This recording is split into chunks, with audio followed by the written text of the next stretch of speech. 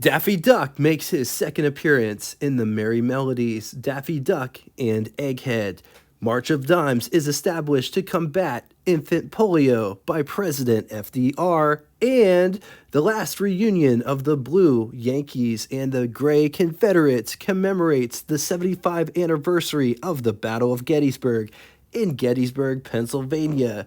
The year is 1938, and this adult-sized powered pedal car was built in Butler, Pennsylvania. But before getting into all of it, I'm your host, Jay. Welcome to What It's Like, the automotive channel that covers history of car companies that you may have never seen or heard of. We go over the specs and design, post between 4 and 5 episodes each week, give or take, with engine episodes generally on Wednesdays, but the engine episode will be Thursday because today is Wednesday, and I'm not trying to yap, I'm just trying to tell you what we're about. If you dig this channel, subscribe and hit the bell icon next to it to never miss a video. A couple of announcements real quick before getting into the meat and potatoes. Auburn, Cord, and Duesenberg is having a shindig in Auburn, Indiana, August 29th through the 31st. I will be there Saturday, the 31st. Also, coming up very quickly, my favorite car show, the Old Car Festival at the Greenfield Village, right next to the Henry Ford in Dearborn, Michigan, September 7th and 8th. In my opinion, the 7th, Saturday, is the best day to go because you get to see all of the lights in the dark. You get to see all these cars moving around at night, and it's really cool. If you can go, it's definitely a bucket list car thing to do. And I will be there Saturday the 7th as well. So if I see you at any one of these events, or if you see me, please come up and say hi because I love meeting people. 1938 American Bantam Series 60 model lineup.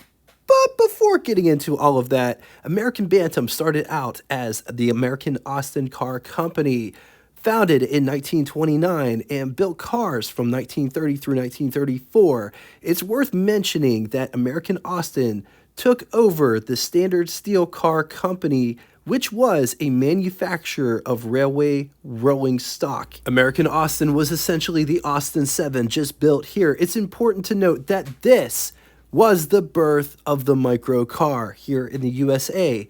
Austin, America would file for bankruptcy and would be liquidated.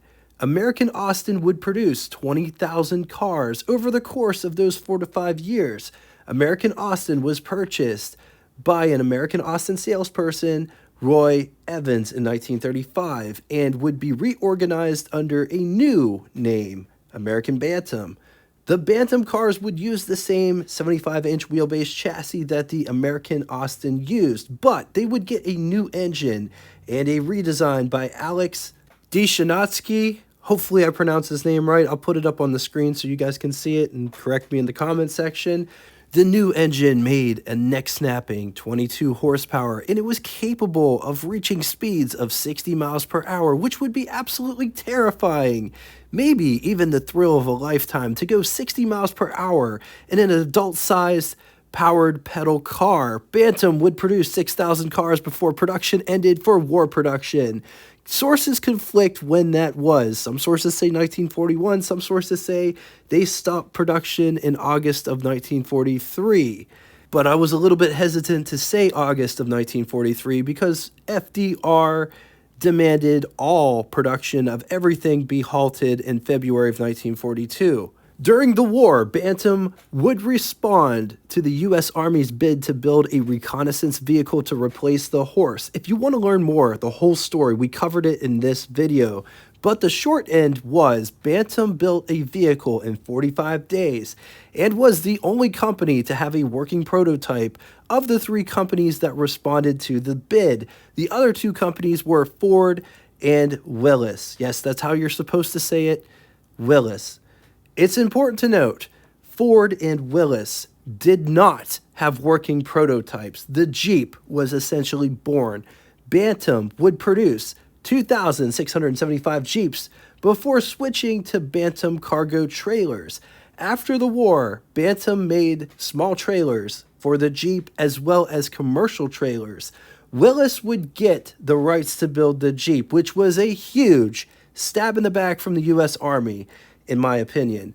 Bantam would make trailers until 1956 when it was acquired by American Rolling Mills. 1938, Bantam model lineup was broken down into the Series 60, and it could be had just in about every single body style that you could want. Coupe, Speedster, pickup truck, panel truck, station wagon, and roadster. Prices ranged from $399 or $8,890.48 in the year 2024 to $565 or $12,589.28 in the year 2024, which sounds pretty reasonable, especially on the low end. But you have to remember, we are still crawling out of the hole called the Great Depression. Also, one could buy a Ford with a V8 for just a couple $100 more at $725, and that was Bantam's biggest hurdle, was the price. You could get either an adult-sized powered pedal car or a real car for about the same money. The 1938 was a redesign, so let's compare American Austin on the top, American Bantam on the bottom. Starting in the front, the grille is more streamlined on the Bantam versus more contemporary for the period on the Austin. Headlights are mounted to the bar that bridge the gap between the fenders. It also adds structural rigidity to the fenders so they're not flapping around in the wind as you're driving down the road. On the Austin, the Bantam went for more of a Pierce Arrow style fender light approach. Single bumper on the Bantam versus double on the Austin. The mascots are different between these two. Both have horizontal louvers done differently. They did make a few models with vertical louvers. Our featured car has horizontal louvers arranged in a different arrangement than the ones in the picture. Moving to the side profile, fenders, both front and rear, are different. They're more fuller on the Bantam. This car has the louvers like our featured car. Full wheel disc split wheels on the Austin versus dog dish hubcaps and beauty rings on the Bantam.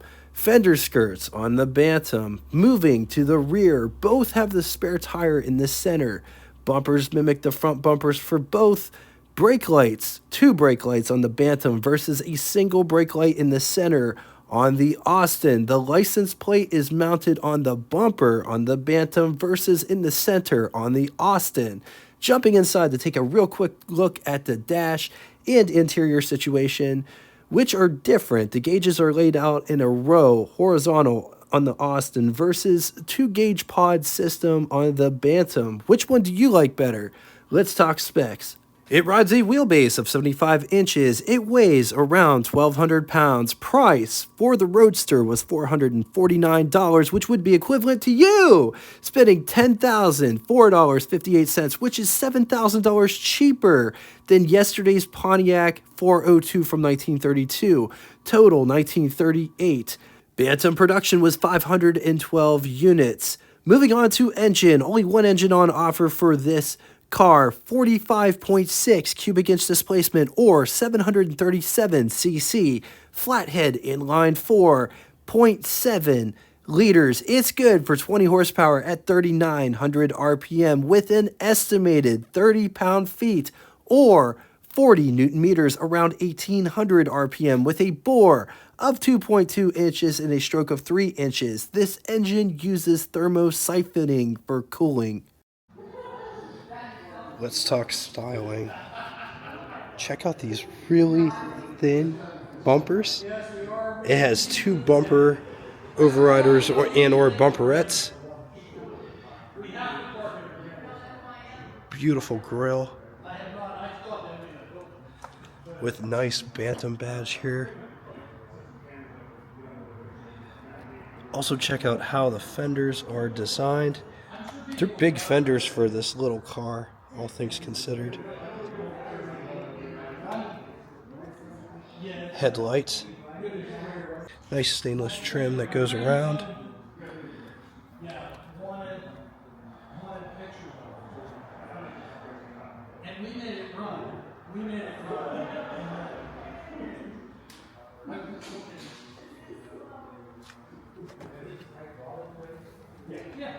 The fenders are rolled. Just look at that fender profile. It's a very gorgeous design. Beautiful Bantam hubcaps here in the center with beauty rings.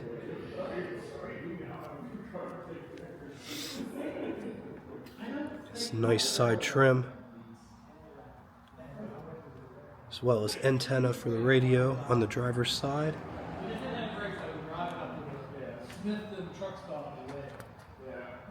This car does have a center line. It's more or less a hinge going up to the windshield, which is a single piece.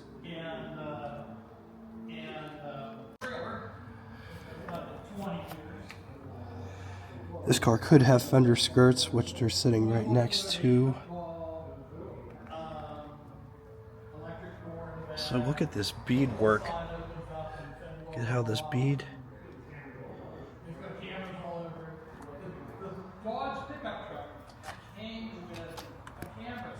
This one only has one brake light.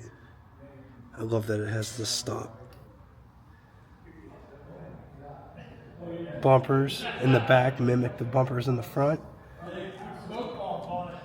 This beadwork.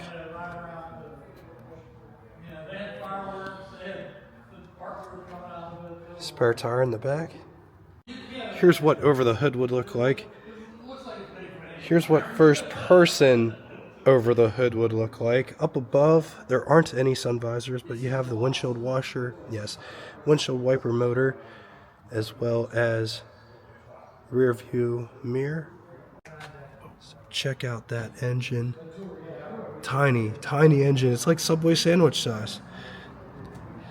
Coil mounted over here with the starter and the generator. How cool.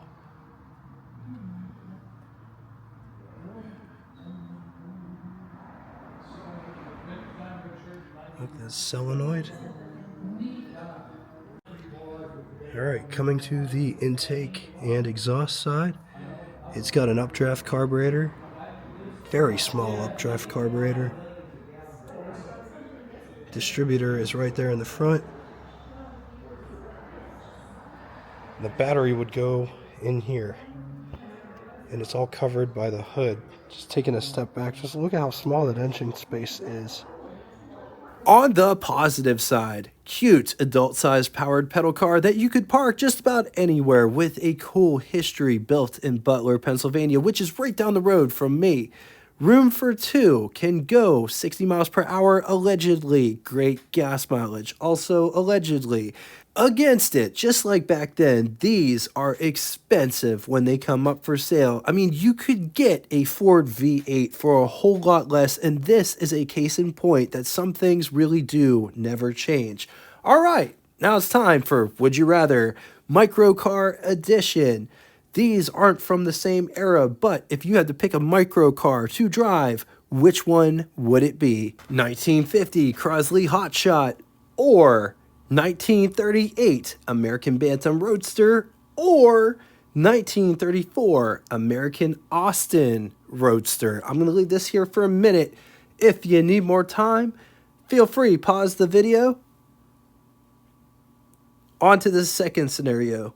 1955 Messerschmitt KR200, or 1938 American Bantam Roadster, or 1953 Singer Roadster. Once again, going to leave this here for a minute. If you need more time, feel free, pause the video. On to Name That Tune. First person to get both the name of the band and the song title correctly in the comment section will have their comment pinned to the top of it. Thank you all so much for coming out and watching this. If you'd like to get in touch with me, shoot me a comment in the comment section below, or check out our Facebook group that correlates with this YouTube channel. I will link in the description. If you don't have Facebook and would still like to reach me, send me an email at what_it's_like at a lost and mostly forgotten web provider, yahoo.com. Thanks again for everything. Thank you so much for all of the stories, all of the memories that you guys share in the comment section. It really means a lot. Until next time, toodaloo! Also, the Ford with the V8 could be had for just a couple $100. Yes, $100 more. $100 more